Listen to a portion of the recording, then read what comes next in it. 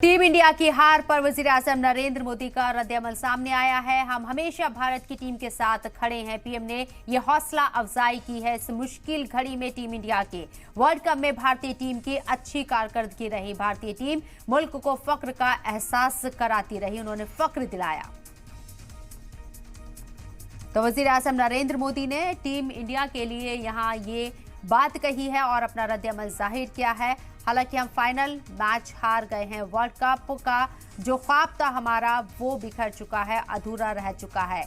और अब वज़ीर-ए-आज़म नरेंद्र मोदी ने टीम इंडिया को इस मुश्किल घड़ी में यहाँ एक तरीके से सहानुभूति के साथ साथ हौसला अफजाई यहाँ की है और ये बताने की कोशिश की है वज़ीर-ए-आज़म नरेंद्र मोदी ने कि अब तक हमारी टीम इंडिया जिस तरीके से इस टूर्नामेंट में खेलती आई है उसने शानदार अपनी कारकर्दगी का मुजाहिरा किया है। टीम के साथ खड़े हैं हम। वर्ल्ड कप में भारतीय टीम की अच्छी कारकर्दगी रही। भारतीय टीम मुल्क को फख्र का एहसास भारतीय टीम ने दिलाया है। तो ये एक बड़ी मायूसी, ट्रॉफी हमारे हाथ से चली गई, ये ज़रूर लगी है। लेकिन टीम इंडिया के परफॉर्मेंस की अगर हम बात करें पूरे लीग मैचेस में इस टूर्नामेंट को हम देखें तो टीम इंडिया ने एक भी मैच नहीं हारा है। और अब जब फाइनल में आके जीत के हम जब इतने करीब थे तब हमारी ट्रॉफी यानी कि वर्ल्ड कप की ट्रॉफी जो हम जीतने जा रहे थे उसे ऑस्ट्रेलिया ने छीन लिया। ऑस्ट्रेलिया इस वर्ल्ड कप को जीत चुकी है। फाइनल मैच ऑस्ट्रेलिया ने जीता है।